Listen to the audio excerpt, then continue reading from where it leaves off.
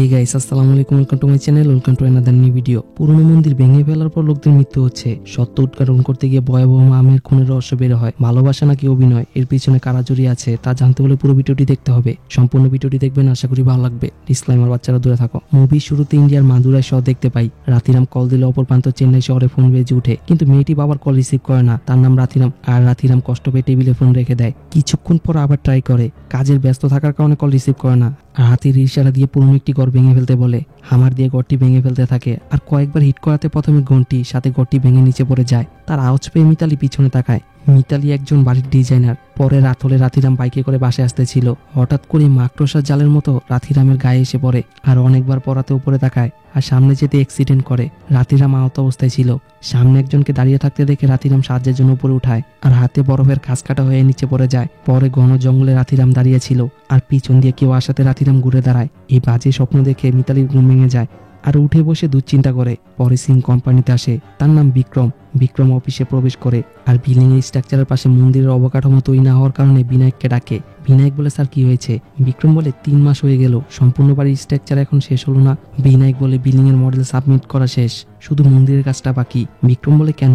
বিনায়ক বলে, মিতালি মন্দিরের ডিজাইনটি করতে পারেনি, কারণ তার বাবা মারা গিয়েছে কয়েকদিন আগে। বিক্রম বলে, মিতালিকে বলো দ্রুত কাজ শেষ করতে। পরে বিনায়ক মিতালিকে কল দেয়। মিতালি কল রিসিভ করে। বিনায়ক বলে, মন্দিরের ব্যাপারে বিক্রম স্যার জিজ্ঞেস করেছিল, প্রজেক্ট সাবমিশন করতে হবে। মিতালি বলে, অন্য কাউকে নিয়ে করিয়ে নিতে বলেছিলাম। বিনায়ক বলে, এত সহজ না, তোমার মতো আর্টিকচার কোথায় পাবো? আর তাকে রিকোয়েস্ট করে। মিতালি বলে, ভাবছি জব থেকে বের হয়ে যাব। তা শুনে বিনায়ক হয়ে ফোন রেখে দেয়। পরে মিতালি সকালের নাস্তা করতে খাবার টেবিলে আসে, আর গ্লাসে পানি ঢালে। তখন মা এসে বলে, কি হয়েছে? মিতালি চুপ করে থাকে। মা বলে, যা হয়েছে আমাদের মেনে নিতে হবে। আর বলে, তার জন্য কি বাচ্চার আশা ছেড়ে দিব? মিতালি বলে, আমাকে কিছু সময় দিতে হবে। মা বলে, রুমের দরজা বন্ধ করে ঘরের কাজ কে করবে? তোমার মতো আমিও শুয়ে থাকলে খাবারের যোগান বন্ধ হয়ে যেত। তা শুনে মিতালি উঠে যায়। মা বলে, তাকে কিছু বললে রুম বন্ধ করে দেয়। তার নাম এনা। এনা হচ্ছে মিতালির ছোট বোন। এনা মাকে চুপ থাকতে বলে, আর বলে, আমাকে সান্ত্বনা দেওয়ার মতো কেউ নেই। তোমার বাবা ছিল, সে তো চলে গেল। মিতালি অনেক দিন ধরে মন খারাপ করে বসে থাকে, ঠিক মতো কারোর সাথে কথা বলে না। এগুলো দেখলেও আমার খারাপ লাগে। এনা বলে, মা আপনি জানেন মিতালি একটু ইমোশনাল টাইপের, তবুও তার সাথে এমন ব্যবহার কেন করেন? মা বলে, মিতালি ইমোশনাল, তুমি তো আমাদের কষ্টটা বুঝোই না। এনা বলে, বাবার মৃত্যুর সময় মিতালি কাছে ছিল না, এর জন্য মন খারাপ, আপনি বুঝবেন না। আর বলে, মিতালির সাথে ঝগড়া করবে না। এ বলে বাসা থেকে বের হয়। তখন একজন মেয়ে আসে, তার নাম শালিনী। শালিনী বলে, মিতালি বাসায় আছে? আর বলে, তার মুড ঠিক আছে তো? এনা বলে, রেগে ওপরে আছে, যাও। আর বাই বলে বাসা থেকে বের হয়। শালিনী বাসায় প্রবেশ করে। মা বলে, চা খাবে? শালিনী বলে, এখনই খেয়ে আসলাম। এ বলে ছাদের উপরে চলে আসে। মিতালি বলে, নর্মাল মুডে আছি, তুমি যা ভাবছো তা নয়। শালিনী বলে, তোমার এমন মনে হচ্ছে না তো? সঠিক সময়ে পৌঁছালে আঙ্কেল বাঁচতে পারতো। মিতালি বলে, আমার ফ্লাইটটি দেরি হয়ে গিয়েছিল, না হলে বাঁচাতে পারতাম। শালিনী বলে, অ্যাক্সিডেন্ট হওয়ার পর শেষ মুহূর্তে আঙ্কেল হসপিটালে পৌঁছে যায়, আন্টিও সাথে ছিল, কিন্তু বাঁচাতে পারে নাই। মিতালি বলে, বাবা এখন আমার স্বপ্নে আসে। আর বলে, ভালোভাবে বুঝতে পারি না। শালিনী বলে, স্বপ্নকে এত বাস্তবভাবে নিচ্ছ কেন? আর বলে, কি দেখো শুনি? মিতালি বলে, এক ঘন জঙ্গল, সেখানে একলা চলতে থাকি, আর সামনে যেতেই বাবাকে দেখি। পর রাতে বড় কনস্ট্রাকশন বিল্ডিং দেখা যায়, ওয়ার্কাররা কাজ করতেছিল। একজন ওয়ার্কার ওয়ার্লিং এর কাজে ব্যস্ত থাকে। ছাদের কিনারায় দাঁড়িয়ে লোকটি একদৃষ্টিতে তাকিয়েছিল। তার চোখগুলো সাদা হয়ে যায়। ওয়ার্লিং করা ব্যক্তিটি লক্ষ্য করে তার কলিগ ছাদের শেষ কিনারায় চলে গেছে, আর উঠে দাঁড়াতে যাবে, ততক্ষণে লোকটি নিচে পড়ে যায়। পরদিন এনা আইডি কার্ড খুঁজতেছিল, তখন বিক্রম বাসায় আসে। আর বলে, কেমন আছো? এনা বলে, ভালো। বিক্রম বলে, মিতালি কোথায়? আর তাকে গিফট দেয়। এনা মিষ্টি দেখে খুশি হয়, আর বলে, মা বিক্রম আঙ্কেল এসেছে। এ বলে উপরে চলে যায়। বিক্রম সোফায় এসে বসে। মা চা নিয়ে আসে। বিক্রম বলে, জব কেন ছাড়বে? মিতালি বলে, মা আর এনাকে ছেড়ে এই পরিস্থিতিতে যেতে পারবো না। বিক্রম বলে, জানো কলেজের প্রথম দিন থেকেই তোমার মা হার্ড ওয়ার্কিং করতো। তুমি যখন জবের জন্য অ্যাপ্লাই করেছিলে, বিক্রম বলেছিল মিতালি আমার মেয়ে, এই জন্য সুযোগ দিবে না। মিতালি যদি সত্যি এই কাজে পারদর্শী হয় তাহলে জব দিবে। ইন্টারভিউ দেওয়ার সময় তোমার প্রেজেন্টেশন দেখে বুঝতে পারি এই জবের জন্য পারফেক্ট, একদম মায়ের মতো হার্ড ওয়ার্কিং করতে পারবে। তা শুনে মা মুচকে এসে দেয়। বিক্রম বলে, মায়ের চিন্তা করা লাগবে না, রতন সবসময় তোমাদের সাকসেসটাই দেখতে চাইতো। ক্যারিয়ার করেছ, এখন কেন সময় নষ্ট করছো? এনা বলে, মন্দির ভেঙে ফেলবেন, তার জন্য এই সমস্যাগুলো হচ্ছে। বিক্রম বলে, পুরাতন মূর্তি সরিয়ে আমরা নতুনভাবে মন্দির বানাবো। আর বলে, তুমি শুধু কাজ শেষ করবে। মিতালি মাথা নিচু করে রাখে। বিক্রম বলে, চেন্নাই দেখা হবে। এ বলে বাসা থেকে বের হয়। পরের দিন মিতালি চেন্নাই চলে আসে। বিনায়ক ডাইভ করতেছিল। আর বলে, বিক্রম স্যার তোমার জন্য গেস্ট হাউস অ্যারেঞ্জ করেছে। মিতালি বলে, অফিস থেকে কত দূর হবে? বিনায়ক বলে, 4-5 কিলোমিটার হবে, ড্রাইভারও অ্যারেঞ্জ করা হয়েছে। কিছুক্ষণ পর তারা গেস্ট হাউসে চলে আসে। মিতালি বলে, রেডি হয়ে কল করব। এ বলে বাসার ভিতরে প্রবেশ করে, আর রুমের চারদিক ঘুরে দেখে। কিছুক্ষণ পর মিতালি অফিসের চেম্বারে আসে। বিক্রম বলে আমার মেয়ের মতো তুমি, যখন যা প্রয়োজন আমাকে জানাবে। মিতালি বলে জি স্যার। বিক্রম বলে মন্দিরের জায়গা কতটুকু পর্যন্ত আগালে? প্রপার্টির ওনার আমাকে কল দিয়ে বিরক্ত করছে, তোমার কাজ শেষ হলেই তাদের থেকে অনুমতি নিব। মিতালি বলে অবশ্যই। আর চেম্বারে এসে বসেছিল, তখন বিনায়ক আসে আর বলে 6টা 30 মিনিটে মিটিং ফিক্স করেছিলাম, ফ্যামিলি সমস্যার কারণে যেতে পারবো না, আমার বদলে যাবে? মিতালি বলে অনেক দেরি হয়ে গেছে, আর পৌঁছাতে 1.5 ঘন্টা লাগবে। বিনায়ক বলে 15 মিনিট লাগবে, আর ড্রাইভার তোমাকে বাসায় পৌঁছে দিয়ে আসবে।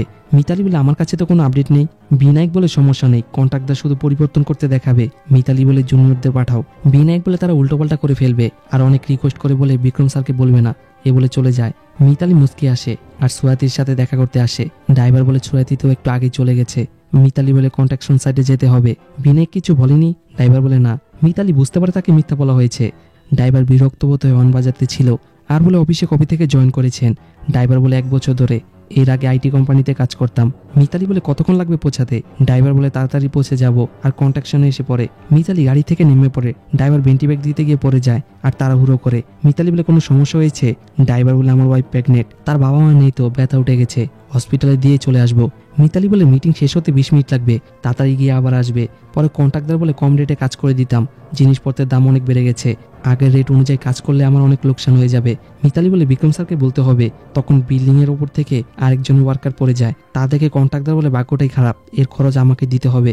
মিতালি বলে আমার ড্রাইভার স্ত্রী তো প্রেগনেন্ট, তার জন্য আসতে পারবে না। কন্ট্রাক্টর বলে আমার সাথে চলেন, দিয়ে আসবো। মিতালি তখন শালিনীকে কল দেয়। শালিনী কল রিসিভ করলে মিতালি বলে কন্ট্রাকশনের সাইডে আটকে গিয়েছি। শালিনী বলে 10 মিনিট পর তোমার সাথে দেখা করব। মিতালি বলে তাড়াতাড়ি আসার চেষ্টা করবে, আর বলে আমার ফ্রেন্ড আছে। কন্ট্রাক্টর বলে পুলিশ আসার আগে এখান থেকে চলে যাবেন, সামনে বাস স্টপ আছে, সেখানে ফ্রেন্ডকে ডাকবেন। এ বলে হসপিটালে চলে যায়। পরে মিতালি বাস স্টপে বসেছিল, হঠাৎ করে একটি মেয়ের কান্নার আওয়াজ শুনতে পায়। মিতালি ঘুরে তাকাতে মেয়েটিকে দেখে, আর স্পর্শ করতে যাবে, হর্ন বাজাতে মিতালি ভয় পেয়ে যায়, আর দেখে মেয়েটি নেই। তখন রিয়াজ নামের পুলিশ ডেকে বলে এত রাতে এখানে কি করছেন? মিতালি কাছে আসে আর বলে ফ্রেন্ডের জন্য অপেক্ষা করতেছিলাম। রিয়াজ বলে কোন এরিয়াতে থাকেন? মিতালি তার পরিচয় দেয়। তখন শালিনী আসে। রিয়াজ বলে তোমার পরিচয় কি? শালিনী তার পরিচয় দেয়।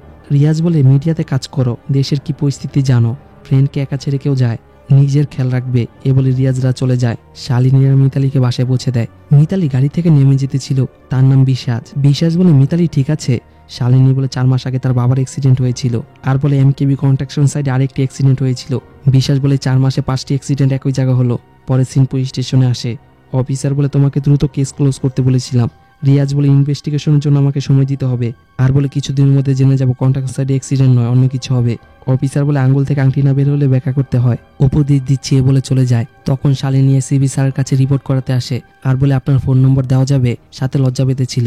রিয়াজ বলে মিডিয়া বলে থাকে জনগণ আমাদের বন্ধু, আর এখন নম্বর পেতে ভয় পাচ্ছেন? রিয়াজ কার্ড দিয়ে বলে যে কোনো প্রয়োজনে আমাকে নক করবে। শালিনী বলে ধন্যবাদ স্যার। পর রাতে মিতালি ডাইনিং টেবিলে বসে ডিনার করতেছিল, আর এনার সাথে ভিডিও কলে কথা বলে। এনা বলে মাকে আজকাল খুব আজব দেখাচ্ছে, বাবা তার চারপাশে ঘুরতে দেখে। তখন মা ডাকলে তাড়াতাড়ি কল কেটে দিয়ে ফোন রেখে দেয়। তা শুনে মিতালি চিন্তা করে আর খাবার প্লেট নিয়ে নিজের রুমে চলে যায়। তখন একটি ছায়ের চুলগুলো নড়তে ছিল, লাইট আপ ডাউন করে। পরদিন মিতালি অফিসে আসে আর চেম্বারে এসে বলে এখানে কি হচ্ছে? বিনায়ক বলে কন্ট্রাকশনের উপরে টাওয়ার বানানোর জন্য বলছে। মিতালি বলে মেনে নিচ্ছে না কেন? বিনায়ক বলে লেবারের সমস্যা আর ডোনেশন দিতে চাচ্ছে না। বিক্রম বলে বিল্ডিং এর প্ল্যানিং এর ব্যাপারে কিছু বলবে। মিতালি বলে ঘর বানানোর স্বপ্ন হতে পারে, পরিবারের সদস্য থাকার জন্য বড় জায়গার প্রয়োজন, বাচ্চাদের খেলার মাঠ, বৃদ্ধদের জন্য হাঁটার জায়গা, শহরে ছোট বাসার জন্য। গ্রামের সকল কিছু বিক্রি করে এখানে ঘর কিনে আমরা লোকদের অ্যাপার্টমেন্ট তৈরি করি না, লোকদের স্বপ্ন বানাই। Gym, playground, park, club house সবই থাকবে, দেখা হবে, চিনবে, জানবে, এভাবে তো কমিউনিটি হবে। এগ্রিমেন্ট মন্দিরের বিষয় উল্লেখ না থাকলেও আমাদের রিকনস্ট্রাকশন করতে হবে। টায়ার বানানোর জায়গা নেই, বিল্ডিং এর স্ট্রাকচার সরিয়ে ফেললেও টায়ার বানানোর জায়গা নেই। বিক্রম বলে আর্কিটেকচারের মতো এগুলো ভাবা যায়, কিন্তু লাভ না হলে বিজনেস করা যাবে না, ওনারা তো মেনে নিবে না। মিতালি বলে সবার সাথে আলোচনা করে আপনাকে জানাবো।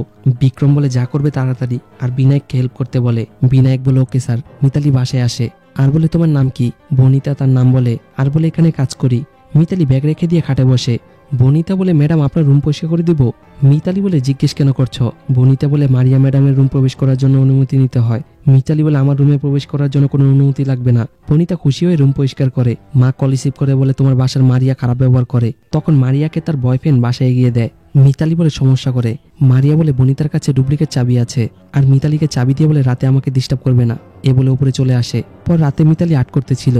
মারিয়া ভিডিও কলে অন্য বয়ফ্রেন্ডকে বলে প্রত্যেকদিন ভেজিটেরিয়ান খাও, নন ভেজ অর্ডার করতে পারো না, আর ফোনের মধ্যে অন্যজনের সাথে চ্যাটিং করে। ল্যাপটপে তাকে বাইচা নিয়ে ওপাশে কাঁদা হয়। তখন লাইট আপ ডাউন করে। মিতালি রুম থেকে বের হয়। হঠাৎ কারেন্ট চলে গেলে মিতালি ফোনের ফ্ল্যাশ জ্বালিয়ে নেয় আর ঘুরে দাঁড়ালে দেওয়ালের মধ্য দিয়ে ছায়া চলে যায়। মিতালি সামনে আসতে থাকে, পুরা হাত দেখিয়েও কি দেয়। মিতালি কিচেন থেকে বের হয়ে সিঁড়ি দিয়ে উপরে আসে আর মিতালির দরজার কাছে আসবে তখন আর তার দেওয়াল আয়নার ভিতর দেখা যায়। মিতালি মারিয়ার দরজা খুলবে তখনই কারেন্ট চলে আসলে ভয় পায় আর নিচে নেমে আসবে। ভয়ঙ্কর আওয়াজ দেওয়াতে ঘুরে দেখে আর কাউকে না দেখতে পেয়ে রুমে আসে। পরদিন রিয়াজ রাস্তার সাইডে দাঁড়িয়েছিল। তখন বাইক নিয়ে শালিনী আসে আর বলে আপনাকে পুলিশ স্টেশন দিয়ে আসবো। রিয়াজ বলে সাসপেন্ড করে দিয়েছে। শালিনী বলে কেন? রিয়াজ বলে ডিপার্টমেন্টে সবসময় এরকমই ঘটে। শালিনী বলে এত সহজভাবে কিভাবে বলছেন? রিয়াজ বলে বাস্তব জীবন, মেনে নিতে হবে। আর বলে যেতে পারো। শালিনী বাইক জানিয়ে চলে যায়। পরে মিতালি অফিস থেকে বাসায় আসে। হঠাৎ ওয়াচম্যান বের হওয়াতে মিতালি ভয় পেয়ে যায়। ওয়াচম্যান বলে কি লাগবে ম্যাডাম? মিতালি বলে লাইট আপ ডাউন করে, হঠাৎ বন্ধ হয়ে যায়। ওয়াচম্যান বলে ইলেকট্রিশিয়ানকে বলতে হবে। বাজি স্মেল হওয়ার কারণে দুজনে নাক ধরে রাখে। পরে মিতালি মন্দিরের ডিজাইন আর্ট করতেছিল। অপর প্রান্ত থেকে বিনায়ক বলে যে ডিজাইনের ছবি চাচ্ছ আমার কাছে নেই। আর বলে ফাইনাল নেম বা তারিখ মনে আছে? মিতালি বলে চেক করে জানাবো। এইদিকে মারিয়া বয়ফ্রেন্ডের সাথে ভিডিও চ্যাটিং করে ঘুমিয়ে পড়ে। হঠাৎ শরীর থেকে চাদর পড়ে যায় আর বিছানা থেকে উঠে দেওয়ালের মধ্যে মাথা হিট করে। সকাল হলে মিতালি বাসা থেকে বের হবে তখন টেবিলে চাবি দেখে ভাবে মারিয়া এখনো বের হয়নি। আর উপরে এসে দেখে মারিয়া কপাল থেকে রক্ত বেরোচ্ছে। কিছুক্ষণ পর ডক্টর আসে আর চেক করে বলে ঘুমের মধ্যে হাঁটার রোগ আছে, তাকে খেয়াল রাখবেন। মিতালি বলে ঠিক আছে আর তাকে খাইয়ে দেয়। মারিয়া সুস্থ হয়ে উঠে আর সকলের সাথে ভালো ব্যবহার করে। পরে মারিয়ার বার্থডে সেলিব্রেশন করা হয় আর তারা খুব এনজয় করে। পরে মিতালি চেম্বারে বসেছিল তখন পাশে স্কুল ড্রেস পরিধান করা মেয়েটি দাঁড়িয়ে থাকে আর সারা শরীরে ক্ষতস্থান হয় আর হাঁপাতে থাকে। আসলে মেয়েটির শরীরে আগুন লেগেছিল আর কিছু একটা বোঝাতে যাচ্ছিল। তখন ওনার ডাক দিয়ে বলে ঠিক আছে। মিতালি চমকে উঠে, আবার তাকিয়ে দেখে মেয়েটি নেই। পরে রাতে কিচেনে মারিয়া তার বয়ফ্রেন্ড ধীরেজের লাভ স্টোরি শেয়ার করতেছিল। মিতালি বলে ধীরেজ তোমার লাইফ পার্টনার হলে ভালো হবে। মারিয়া খুশি হয়। মিতালি বলে অন্য বয়ফ্রেন্ডের ব্যাপারে জেনে গেলে কি হবে? তখন মারিয়া ফোনের ব্যাটারি লো হওয়ার কারণে বেডরুমে চলে আসে আর ফোনে চার্জ দিবে। লাইট আপ ডাউন করায় ভয় পেয়ে দ্রুত রুম থেকে বের হবে। দরজাটি অটোমেটিকভাবে বন্ধ হয়। আওয়াজ পেয়ে মিতালি উপরে আসে আর দরজায় নক করে বলে কি হয়েছে। কিছুক্ষণ পর দরজাটি লক এমনিতে খুলে যায়। মিতালি রুমে প্রবেশ করে দেখে মারিয়া খাটের এক কোণে বসে কান্না করতেছিল আর তার কাছে এসে বলে কি হয়েছে। মারিয়া তাকে জড়িয়ে ধরে কান্না করে দেয় আর তাকে সকল ঘটনা শেয়ার করে। মিতালি বলে বাবার সাথে রাগ করে কথা বলা বন্ধ করে দিয়েছিলাম। মৃত্যুর আগের রাতে আমাকে ভয়েস মেসেজ পাঠিয়েছিল। ভয়েস মেসেজে রাতিরাম বলতে থাকে 1 সপ্তাহ হয়ে গেছে, কথা বলার চেষ্টা করছি। সবার মতো আমিও একজন সাধারণ বাবা। তোমার বাবা হওয়ার আগে বন্ধু হতে চেয়েছিলাম। বিয়ে করতে না চাইলে করা লাগবে না, কিন্তু মৃত্যুর আগে তোমার বিয়ে দিতে চাচ্ছি। এখানে আমার কি ভুল আছে? মিতালি বলে বুদ্ধিহীনতার কারণে ভুল হয়ে গিয়েছিল। পরে তারা দুজন নিজের রুমে গিয়ে শুয়ে পড়ে। মারিয়ার কষ্ট হতেছিল আর ছটপট করে। রুমের দরজা হঠাৎ খুলে যায়। পুড়ে যাওয়া মেয়েটি আসে। তা দেখে মিতালি শোয়া থেকে উঠে বসে আর হঠাৎ করে মেয়েটির মা ভয়ঙ্করভাবে লুক দেয়। পরদিন শালিনী মারিয়া মিতালির রুমের ভিতরে আসে আর তাকে জাগিয়ে তোলে। মিতালি বলে বাস স্টপে তাকে দেখেছিলাম। শালিনী বলে তোমার সাথে এরকম ঘটনা ঘটেছে? মারিয়া বলে 2 বছর ধরে এখানে থাকি, কোনো প্রবলেম হয়নি তো। মিতালি বলে বাজে স্বপ্ন হবে, সিরিয়াস ভেবে লাভ নেই। শালিনী বলে বিশ্বাস আত্মার উপরে রিসার্চ করে। তা শুনে মিতালি এসে দেয়। শালিনী বলে তুমি তো ভগবানকেও বিশ্বাস করো না, আর বলে এ শেষ সত্যটা জানাবো। মারিয়া বলে মানুষই তো সবচেয়ে বিপজ্জনক। মিতালি বলে ভয় পেয়ে গিয়েছিলাম, আর কিছু না। শালিনী বলে একবার বিশ্বাসের সাথে দেখা করো। মিতালি রাজি না থাকলেও শালিনীর রিকোয়েস্টে রাজি হয় আর বিশ্বাস বাসায় আসে। বিশ্বাস বলে রুমে প্রবেশ করতে পারি? মিতালি অনুমতি দিলে বিশ্বাস রুমে প্রবেশ করে।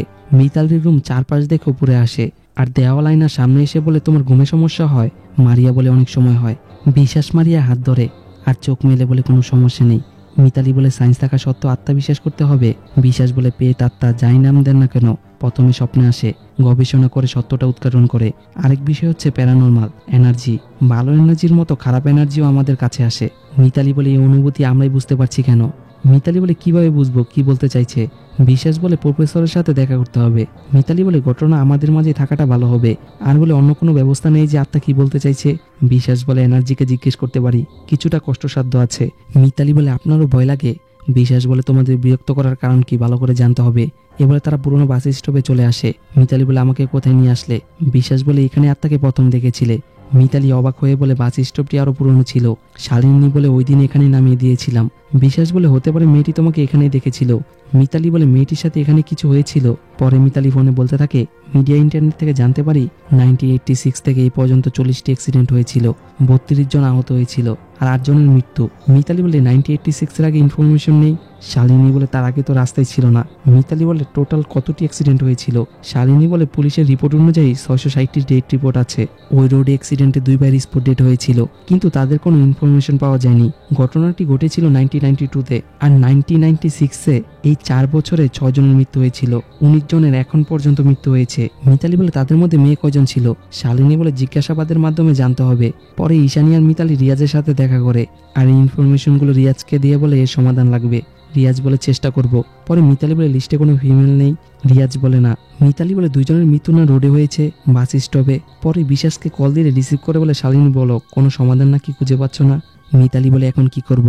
বিশ্বাস বলে নিজেকে প্রশ্ন করে উত্তর পেয়ে যাবে এ বলে কল কেটে দিয়ে ফোন রেখে দেয়। তখন বিনায়ক এসে বলে বিক্রম স্যার মন্দিরের ডিজাইনটি চাচ্ছে। মিতালি ঘন্টি পরার দৃশ্য কল্পনা করে আর বলে কন্ট্রাকশন থেকে মন্দিরের আশেপাশে সকল ডিজাইন লাগবে। বিনায়ক মিতালিকে প্রজেক্টরের মাধ্যমে প্রপার্টির সকল সাইড দেখায়। মিতালি বলে এই প্রপার্টির আগের তথ্য লাগবে। বিনায়ক বলে বিক্রম স্যার জানতে পারে। পরে মিতালি বলে বিক্রম স্যার কাজের জন্য শহরের বাইরে গেছে। বিশ্বাস বলে এই জন্যই প্রফেসরের কাছে যেতে বলেছিলাম। শালিনী বলে তান্ত্রিকের কাছে গেলে ভালো হবে। মিতালি বলে তান্ত্রিক আমার বিশ্বাস হয় না।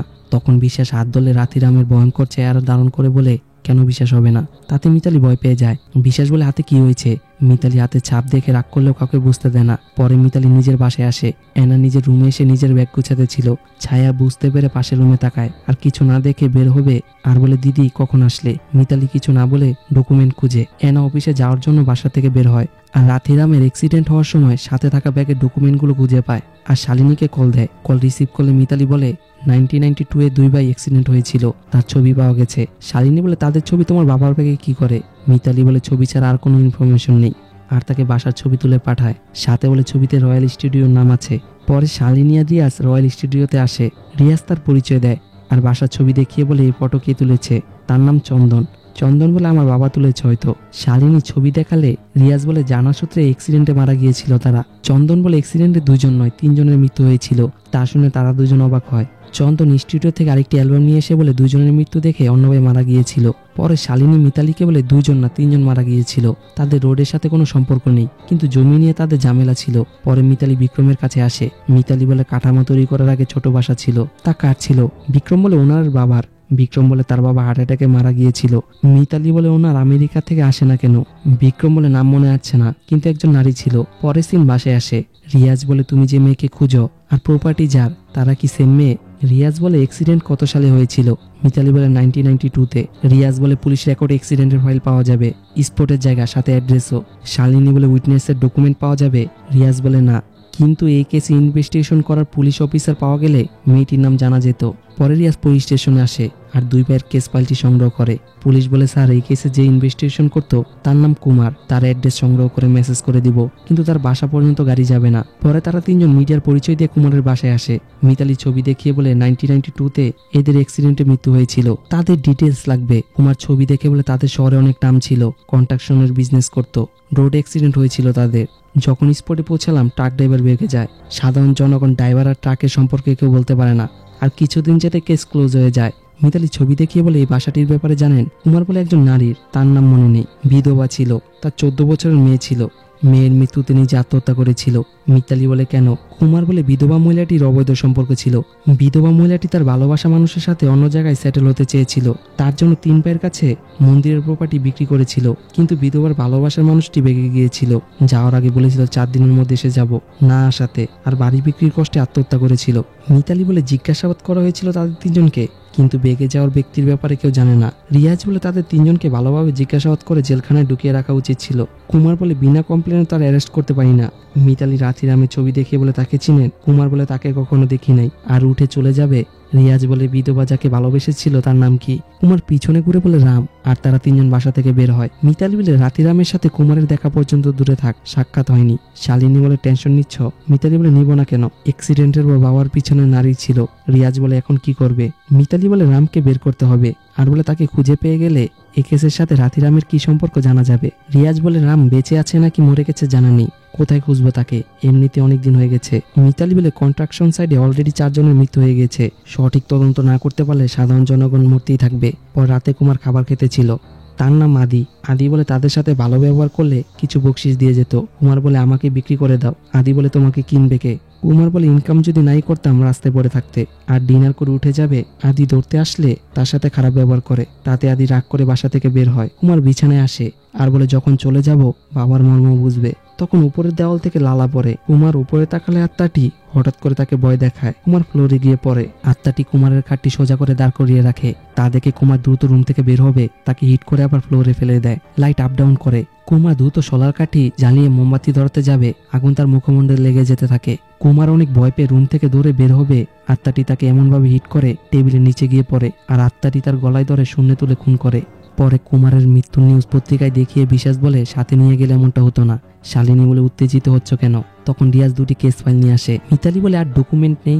রিয়াজ বলে অ্যাক্সিডেন্ট আর সুসাইড সাধারণ কেসই হয়, তাদের ডকুমেন্ট থাকে না, আর কেসগুলো দ্রুত ক্লোজ করে দিয়েছিল। মিতালি বলে ডেটগুলোর পোস্টমর্টমের রিপোর্ট নেই, আর বলে ডক্টর সিলভাকে। পরে রিয়াজ বলে ডক্টর সিলভা আমাকে চিনে, তাই বিনায়ক শালিনী মিতালি দেখা করতে আসে। সিলভা ডাং ছিল। বিশ্বাস বলে তথ্য দিতে পারেন নাই নাকি পোস্টমর্টম করেন নাই। সিলভা বলে বিনা পোস্টমর্টমে সাইন করে দিয়েছিলাম। মিতালি বলে তাদেরকে খুনও তো করতে পারতো, সুইসাইড কেন লিখেছেন? সিলভা বলে অ্যাক্সিডেন্ট, সুইসাইড, মার্ডার সবই তো মৃত। লোভের কারণে অনেক খারাপ কাজ করেছিলাম। অর্থ দিয়ে তো আর মৃত ব্যক্তিকে জীবিত করা যায় না। আর দেওয়ালের ফটোগ্রামের দিকে তাকিয়ে বলে তাদের কাছে চলে যাব, এ বলে অ্যালকোহল পান করে। পরে রিয়াজ বলে কোনো সমাধান পেলে? মিতালি মাথা নাড়িয়ে বলে না। শালিনী বলে প্রপার্টির ডকুমেন্ট কোথায়? রিয়াজ বলে অ্যাপ্লাই করা হয়ে গেছে, আগামীকাল পরশুর মধ্যে এসে যাবে। আর তারা সেখান থেকে চলে যায়। পরে সিলভার গ্লাসে অ্যালকোহল ডালে, আর ধরা মাত্রই তার হাত বরফ হয়ে যায়। সামনে শাড়ি পরা একজন মেয়ে দাঁড়িয়ে থাকে। সিলভা বলে দাদির মুখে অনেক শুনেছিলাম, কিন্তু বিশ্বাস হয়নি। আর বলে আসো, মেরে দাও আমাকে। মেয়েটি তার কাছে আসে, সিন কাট হয়। শালিনী বলে প্রত্যেকটা ডকুমেন্ট চেক করো। মিতালি বলে এই উইটনেস সেকশনে দুইজনের সাইন আছে। প্রথম জন হচ্ছে রাম, দ্বিতীয় জন হচ্ছে রাতিরাম। পরের দিন রিয়াজ রবির সাথে দেখা করে আর বলতে থাকে আপনি যে অ্যাড্রেস দিয়েছেন রাম নামের কেউ থাকে না। 1992 ডিসেম্বর মাসে রেল স্টেশনে টাকার ব্যাগ ভর্তি সহ অ্যারেস্ট করেছিল। 7 বছর জেল হয়েছিল। তার নাম রাম ছিল। পুলিশ মিথ্যাকে সাজিয়ে তাকে ছেড়ে দিয়েছিল। রিয়াজ বলে তাকে কোথায় পাবো?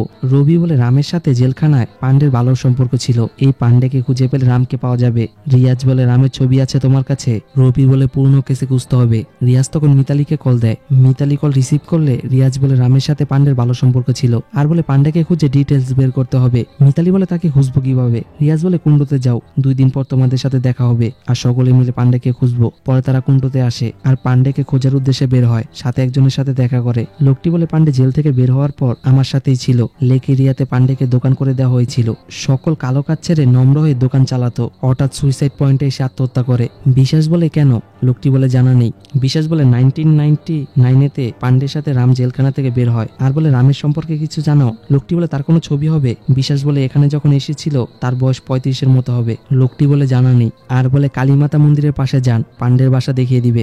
বিশ্বাস তাকে কিছু টিপস দিয়ে কালীমাতা মন্দিরের উদ্দেশ্যে রওনা দেয়। পরে পৌঁছানোর পর লোকদের জিজ্ঞেস করলে পান্ডের বাসা দেখিয়ে দেয়। মেয়েটি বলে পান্ডের তো অনেক আগেই মৃত্যু হয়ে গেছে। পাশে বসা বিদ্যা বলে কেস সম্পর্কে জানতে এসেছেন। বিশ্বাস বলে পান্ডের সাথে 20 বছর আগে রাম জেলখানা থেকে বের হয়েছিল। বিদ্যা বলে মনে নেই। আর বলে জজ পান্ডের জন্য কেরালাতে জব খুঁজেছিল, আর রাম কেরালাতেই থাকতে পারে। বিশ্বাস বলে কেরালার কোথায় বলতে পারেন? বিদ্যা বলে জজের সাথে আলোচনা করতে পারেন। পান্ডের মৃত্যুর পর জজই আমাদের সাথে দেখাশোনা করে। মিতালি বলে জজ হয়তো রামের ব্যাপারে জানে। বিশ্বাস বলে জজের বাসায় গিয়ে রামের ব্যাপারে জিজ্ঞেস করব। শালিনী বলে অফিসে মেল সেন্ড করতে হবে, এখানে নেট ইস্যু, ক্যাফেরিয়াতে যেতে হবে। আর মিতালিকে রুমে যেতে বলে। মিতালি গাড়ি থেকে নেমে বাসায় আসার জন্য হাঁটে। তখন ওয়েটার আসলে মিতালি বলে জজ নামের কাউকে চিনো? ওয়েটার বলে এখানে একটু আগে খাবার খেতে ছিল। জজ দোয়া টেনে গাড়ি করে চলে যায়। মিতালি দ্রুত গাড়িতে উঠে জাজের প্রাইভেট কারকে ফলো করে। তখন রিয়াজও গাড়ি করে রেস্টুরেন্টে আসে আর ব্যাগ হাতে নিয়ে রেস্টুরেন্টে প্রবেশ করে। মিতালি ফলো করে জর্জের বাসায় আসে। জর্জ বলে আগামীকাল আসবে। মিতালি বলে চেন্নাই থেকে এসেছি, ইম্পর্টেন্ট কিছু জানার ছিল। জর্জ বলে বাইরে বসো, আসতেছি। এদিকে রিয়াজ শালিনীকে কাছে ডাকে আর বলে মিতালি কোথায়? শালিনী বলে রুমে। রিয়াজ বলে পুলিশ কুমারের যেদিন মৃত্যু হয়েছিল মিতালি কোথায় ছিল? শালিনী বলে গেস্ট হাউসে। রিয়াজ বলে মিতালিকে বাসায় ড্রপ করে কোথায় গিয়েছিলে? শালিনী বলে আমার রুমে গিয়েছিলাম। রিয়াজ বলে বাস স্টপে প্রথম যেদিন দেখা হয়েছিল ওই রাতে কন্ট্রাকশনের সাইডে অ্যাক্সিডেন্ট হয়েছিল। মিতালি ওই টাইমে বাস স্টপে কি করতেছিল? বিশ্বাস বলে বন্ধু হয়ে বলছো নাকি পুলিশ হিসেবে? রিয়াজ বলে অ্যাক্সিডেন্টের পর একটা ক্লু পর্যন্ত পাইনি, এর পিছনে রহস্য লুকিয়ে আছে। আনঅফিসিয়ালি ভাবে তোমাদের সাহায্য করতে গিয়েছিলাম। সিলভার পুলিশ কুমারের মৃত্যু হয় হাইপোথার্মোমিয়া, তাদের বডি টেম্পারেচার কমে গিয়ে -ডিগ্রিতে চলে গিয়েছিল। কিভাবে সম্ভব? আর দুজনই রক্ত চলাচল বন্ধ হয়ে হার্ট অ্যাটাক হয়। আশ্চর্যের বিষয় হচ্ছে তাদের মৃত্যু এমন ভাবে হতো না। ডক্টর সিলভা, কুমার আর কন্ট্রাকশন সাইডে একই জিনিস কমন মনে হচ্ছে, তাহলে মিতালি। তা শুনে শালিনী আর বিশ্বাস অবাক হয়ে যায়। আর বিশ্বাস বলে স্যার আপনি ভুল বুঝতেছেন। পরে জর্জ বাইরে আসে আর চেয়ারে বসে বলে পান্ডে রামকে আমার কাছে নিয়ে এসেছিল, কিন্তু আপনি রামের ব্যাপারে কেন জিজ্ঞেস করছেন? মিতালি বিধবা মামের জন্মসনদ দিয়ে বলে তারা দুজন 1992-তে সুইসাইড করেছিল। এদের সম্পর্কে অনেকের কাছে জিজ্ঞাসা করেছিলাম, সবাই রামের ব্যাপারে বলে। জর্জ বলে কি বলে সকলে? পরে বিশ্বাস বলে গেস্ট হাউসে প্রথম যেদিন এসেছিলাম বলেছিলাম কিছু দেখি নাই, মিথ্যা বলেছিলাম। তা শুনে শালিনী অবাক হয় আর বলে আমাদের কাছে সত্যিটা লুকিয়েছিলে কেন? বিশ্বাস বলে আত্মার ব্যাপারে বলে তোমরা আমাকে কাছে রাখতে না, আর প্রফেসর আমাকে বলেছিল আত্মার ইচ্ছা পূরণ না হওয়া পর্যন্ত মিতালিকে দেখে রাখবে। রিয়াজ বলে এই মৃত্যুগুলো তাহলে আত্মা করে? বিশ্বাস বলে অবশ্যই। পরে রবি কল দেয়, রিয়াজ কল রিসিভ করে বলে রামের কেস ফাইল পাওয়া গেছে। রবি বলে ছবি তুলে সেন্ড করো। পরে জজ বলে লোভ হিংসা এমন রোগ যার কোনো ওষুধ নেই। আপনি যে রামের ব্যাপারে বলছেন, রাম বিধবা মহিলার বাসার পাশেই থাকতো। রাম ছোট আর্টিস্ট আর চিত্র অঙ্কন করতেছিল। তার নাম শিল্পা। শিল্পা বলে সারা জীবন এখানেই কাটিয়ে দিব, এই জমিন ছেড়ে গেলে কোথাও শান্তি পাবো না, জায়গা বিক্রি করতে পারবো না। তারা হচ্ছে দুই ভাই লাশ দেখে বড় ভাইয়ের মৃত্যু হয়েছিল, সেই বড় ভাই, তার নাম পান্ডে। পান্ডে বলে সময় নিয়ে ভাববেন, আমাদের বিষয়টা মাথায় রাখবেন, তাড়াহুড়ো করবেন না। রাম দূর থেকে বিষয়টা খেয়াল করে শিল্পাকে অনেক রিকোয়েস্ট করে তারা তিনজন সেখান থেকে চলে যায়। শিল্পা আর তার মেয়ে বাসায় একাই থাকতো, আর তিন ভাই বিধবাকে ফাঁসিয়ে জমিন তাদের করে নিতে চাইতো। শীতল স্কুল থেকে আসার পথে পা মচকে রাস্তায় পড়ে যায়। রাম তাকে সাহায্য করে আর বলে রাস্তায় অনেক পাথর, মাটি লাগিয়ে নিত, সাবধানে যাবে। আর শীতল বাসায় আসে। শীতল বলে বক্সটি পাচ্ছি না। শিল্পা বলে ভালো করে খুঁজে দেখো। তখন দরজা নক করে। শিল্পা দরজা খুলে বলে কি লাগবে? রাম বলে শীতল রাস্তায় পড়ে গিয়েছিল, তাকে সাহায্য করেছিলাম, এ বলে বক্স দেয়। শিল্পা বলে সাহায্যের বদলে মজুরি নিতে এসেছ? তা শুনে রামের মন খারাপ হয়ে সেখান থেকে চলে যায়। শিল্পা দরজা লাগিয়ে দেয়। ধন্যবাদ তো দিতে পারতে। শিল্পা বলে আজকাল লোকেরা কেমন, আমাকে শেখানো লাগবে না, এ বলে বক্স দেয়। শীতল বক্স খুলে দেখে আর বলে মা বক্সে কোনো জিনিস নেয়নি। তা শুনে শিল্পা খুশি হয়। পরে রাম মন্দিরের পাশে দাঁড়িয়েছিল, কিন্তু মন্দিরের ভিতরে আসো না কেন? রাম বলে এখানেই ভালো আছি। শিল্পা বলে আমাদের কোন দেবী অনেক শক্তিশালী। একবার চোর নারিকেল চুরি করেছিল, চোর যত দূর যায় আমার দাদা তত বড় হয়। তা দেখে চোর বেহুশ হয়ে পড়ে, আর চোরকে দেবীর পায়ে চরণ মাথা লাগিয়ে দেওয়ার পর চোর সকল নারিকেল ফেলে দিয়ে দাদার হাত জোর দেখিয়ে বেগে গিয়েছিল। রাম বলে এর দ্বারা কি বোঝাতে চাচ্ছ? শিল্পা বলে কোনো খারাপ শক্তি এখানে থাকলে কুলদেবী তা বাইরে বের করে দেয়। শিল্পা যদি কুলদেবী ছাড়া কাউকে বিশ্বাস করতো তা হচ্ছে রামকে। রামের সাথে শিল্পার সম্পর্ক ঘনিষ্ঠ হয়। মিতালি বলে এরপর কি হয়েছিল? জজ বলে স্ত্রীর ওপর যে সন্দেহ করে বেঁচে থাকে জীবিত লাশ হয়ে বেঁচে থাকার সমান। পরে শিল্পার বাড়িতে তিন ভাই আসে। শিল্পা বলে জমি বিক্রি করব না, এত টেনশন দিচ্ছ কেন আমাকে? পাটিল বলে আমাদের বিষয়টা বোঝার চেষ্টা করেন। শিল্পা বলে দাদার সম্পত্তি পরবর্তীতে শীতল পাবে, কুলদেবী ছাড়া থাকতে পারবো না। পাটিল বলে আপনার মন্দিরে কেউ হাত দিবে না, যখন ইচ্ছে এসে পুজো দিয়েন, কখনো কেউ বাধা দিবে না। পাটিলের বাইরা বলে ক্যাশ দিব নাকি চেক? আর বিরক্ত হয়ে বলে দয়া করে চলে যাবেন এখান থেকে। তারা তিনজন বাসা থেকে বের হতে যাবে, রাম দরজার সামনে দাঁড়িয়ে তাদের বাধা দেয়। শিল্পা ইশারা দিয়ে বলে কিছু বলার দরকার নেই, আর হাত ছড়িয়ে দিলে তারা বাসা থেকে বের হয়। শিল্পা জীবনের খারাপ সময়গুলো রামের সাথে শেয়ার করে। রাম বলে সবসময় পাশে থাকবো, বিয়ে করবে আমাকে। তা শুনে শিল্পার চোখের কোণে পানি আসে। রাম বলে দুজন দুজনকে পছন্দ করি, আমাদের ভাবনাগুলো এক, তাহলে রাজি নয় কেন? শিল্পা বলে শীতলের বিয়ের বয়স হয়েছে, এখন আমাকে বিয়ে মানায় না। রাম বলে শীতল শুধু তোমার না, আমারও মেয়ে। আর বলে পুরুষ মানুষ যদি বাসায় থাকে এই জমি কিনতে কেউ আসবে না। শিল্পা বুঝতে পারে না কি বলবে। রাম শিল্পার হাত ধরে বলে সকল কিছু তোমার হাতে। শিল্পা বলে শীতল স্কুল থেকে বাসায় আসার সময় হয়ে গেছে, আমাদের দুজনকে অবস্থা দেখলে কি ভাববে? রাম বলে কেউ কিছু ভাববে না, আর ভাবলে ভাবতে দাও, এ বলে একজন আয়োজনকে জড়িয়ে ধরে। তখন শিল্পা পাটিলদের দেখে থ হয়ে যায়। পাটিল বলে তাই তো বলি, এ অবলার জীবনে তবলাকে বাজালো। আর বলে যতই হোক বিধবার পিছনে নারী জীবিত আছে, মা মেয়ে বাসাটাকে রং নীলা বানিয়ে রেখেছে। শিল্পা বলে বাসা থেকে বের হয়ে যাও। আর বলে শীতলের ইচ্ছাতে আমরা দুজন বিয়ে করতে যাচ্ছি। পাটিলরা বলে তোমার স্বামীকে দুইজন মিলে গায়েব করে দিয়েছিলে, তাকে খুনও করেছিলে, এ বলে রামের শার্টের কলার ধরে। রাম ভয় পেয়ে যায়, এমন শরম দিব, গ্রামের সামনে কাউকে মুখ দেখাতে পারবে না। রাম বলে শীতল স্কুলে যাওয়ার পর শিল্পা টাকা দিয়ে আমাকে ঘরে ডাকতো, তার শুনে পাটিলরা তাকে ছেড়ে দেয়। শিল্পা বলে মিথ্যা বলতে শরম লাগে না? তোমাদের মতো লোকদের ভরসা কিভাবে করলাম? আর তাকে বিশ্বাসঘাতকতা বলে বাসা থেকে বের হয়ে যেতে বলে। রাম বের হয়ে যাবে, পাটিল তাকে থামিয়ে বলে প্রতিবেশীদের ডেকে আনো, আর তার আসল চেহারা দেখাবো। শিল্পা বলে জমি বিক্রি করি নাই বলে ধোকা দিলে সবাই। আর শীতলকে ধরে নিয়ে আসে, আর চিল্লাতে থাকলে রাম তার মুখ চেপে ধরে। শিল্পা বলে হাত জোর করে বলছি আমার মেয়েকে ছেড়ে দাও, দরকার হলে তোমার পায়েও ধরতে রাজি। পাটিল বলে রামের সাথে তোমার রিলেশনের ব্যাপারে কাউকে জানাবো না। শিল্পা বলে এত অত্যাচারী হবে না। পাটিল বলে কাগজে সাইন করো। শিল্পা বলে সাইন করে দিব, শীতলকে ছেড়ে দাও। শিল্পা কাগজে সাইন করবে, তখন শীতলের মুখ চেপে ধরার কারণে নিঃশ্বাস বন্ধ হয়ে ফ্লোরে পড়ে যায়। শিল্পা বুঝতে পারে শীতলের কাছে আসে, আর বলে একটুকু জমিনের কারণে মেয়েটিকে মেরে ফেললে। তখন লাইট দিয়ে রাম পিছন থেকে শিল্পার মাথায় হিট করে, শিল্পা নিচে পড়ে যায়। পাটিল বলে কি করলে? আর বলে কাগজে কে সাইন করবে? সাথে রামকে সবাই মিলে বলে কোনো কাজের না। পরে পাটিলের কথা মতো শিল্পার হাতে টিপসই নেয়, আর রাম কাগজটি পাটিলকে দেয়। ভাইয়েরা বলে এখন কি করব? পাটিল বলে কুমারকে ডেকে নিয়ে আসো, সাথে কাউকে নিয়ে আসতে মানা করবে। কুমারকে ডেকে নিয়ে আসতে গেলে পাটিল কাগজ চেক করে, তখন শিল্পা বাঁচার জন্য হাত বাড়িয়ে দেয়। পাটিল বলে তাকে আর প্রয়োজন নেই, আর বলে খতম করে দাও। এ বলে পাটিলরা বাসা থেকে বের হয়ে যায়। তখনও শিল্পা বেঁচে ছিল। রাম শিল্পাকে নরপশুর মতো গলা টিপে শ্বাসরোধ করে হত্যা করে। কিছুক্ষণ পর কুমার আসে। পাটিল বলে সুইসাইড বলে কেস বন্ধ করে দাও। কুমার বলে এত সহজভাবে নিয়েন না, অনেক রিস্ক আছে। কুমার বলে গ্রামের সবাই জানে তারা বাইরে যেতে চেয়েছিল, কোনো একজন সন্দেহ করলে আমরা সবাই ধরা খেয়ে যাব। পাটিল বলে ভয় পাচ্ছ কেন, এখন কি করবো তাই বলো। কুমার বলে আমাকে খুশি করতে হবে। পাটিল বলে যা লাগবে তাই দিব। কুমার বলতে থাকে সরকারি হসপিটালে ডক্টর সিলভার সাথে আমার পরিচয় আছে। শিল্পা আর শীতলের লাশ সাবধানে হসপিটাল নিয়ে যেতে হবে, আর হসপিটাল থেকে বেওয়ারিশ লাশ হিসেবে পুলিশকে দিয়ে দিব। কুমার বলে মা মেয়ের নামে মিথ্যা কাহিনী বানিয়ে দিব, প্রতিবাদ কে করবে। আর কুমার সকলকে সাহস দেয়। তা শুনে সকলে মাথা নিচু করে রাখে। পরে শিল্পা আর শীতলের ডেড বডি গাড়িতে নিয়ে রাখে। কুমার বলে আজকের পর থেকে এখানে যেন না দেখি, অনেক দূরে চলে যাও। রাম বলে চিন্তা করা লাগবে না। পরে সিন হসপিটালে আসে। কুমার বলে চোখ মেলে আছে, তারা জীবিত নয় তো। শিল্পা বলে তাদের মৃত্যুর পর চোখ বন্ধ করা হয়নি। কুমার বলে কোনো সমস্যা হবে না তো। শিল্পা বলে দেখে নিব, বেওয়ারিশ ডেড বডি নিতে সমাজের অনেকে আসবে, সমস্যা নেই, তাদের ডেড বডিও দিয়ে দিব। কুমার বলে ডেড বডি গুলো জ্বালিয়ে দিবে নাকি দাফন করবে। শিল্পা বলে বেওয়ারিশ বলে ধর্ম দেখাবে না, জ্বালিয়ে দিবে। শিল্পার চোখ মেলে থাকার কারণে হঠাৎ করে তার চোখ বরফ হয়ে সাদা হয়। সিন বর্তমানে আসে। মিতালি ছবি দেখিয়ে বলে তার নাম রতন। রতন লয়ার ছিল, তার সাথে মার্ডারের কোনো সম্পর্ক ছিল। জজ দোয়া টানে। পরে পাটিল রতনকে কাগজটি দেয় আর চেক করে বলে নাবালিক মেয়ে, তার সাইন করা হয়নি। পাটিল বলে শীতল তো গতকাল মুম্বাই চলে গিয়েছে। রতন বলে ডকুমেন্টের সকল ফর্ম পূরণ করা পর্যন্ত তাকে না যেতে দিলে ভালো হতো। রতন বলে নাবালিক মেয়ে, আবার সাইন করা হয়নি। পাটিল বলে কি সমস্যা হবে। রতন বলে শীতল যখন বড় হয়ে প্রপার্টির ভাগ চেয়ে কেস করে দিবে তখন কি করবে। পাটিল বলে আপনি সাইন করে দিলে কোনো সমস্যা হবে না তো। রতন বলে সম্ভব নয়। তখন পাটিল অনেক রিকোয়েস্ট করলে রতন বলে সাইন করে দিব, কিন্তু ভবিষ্যতে সমস্যা হলে দায় নিতে পারবো না। পাটিল রাজি হয়। রতন সাইন করে। সাক্ষী হিসেবে রাম সাইন করে। রতন বলে নাম অ্যাড্রেস সাথে লিখবে। পরে শিল্পার বাসা পরিষ্কার করে। পাটিল রামকে ভাগের কিছু অংশ দেয়। রাম চলে গেলে পাটিল বলে রাজেন্দ্র কোথায়। রাজেন্দ্র চোখগুলো সাদা হয়। পাটিল রাজেন্দ্রকে নিয়ে আসতে বলে। ততক্ষণে রাজেন্দ্র রাস্তায় আসে আর বড় লরি এসে দুই ভাইকে ধাক্কা দিলে স্পট ডেড হয়। আর পাটিল নিজের গলা চেপে ধরে নিজেকে শেষ করে দেয়। মৃত শিল্পাকে জীবিত দেখে রাম ভয়ে পালিয়ে যায়। জজ বলে রাম পালিয়ে গেলেও পুলিশ তাকে পরবর্তীতে অ্যারেস্ট করে।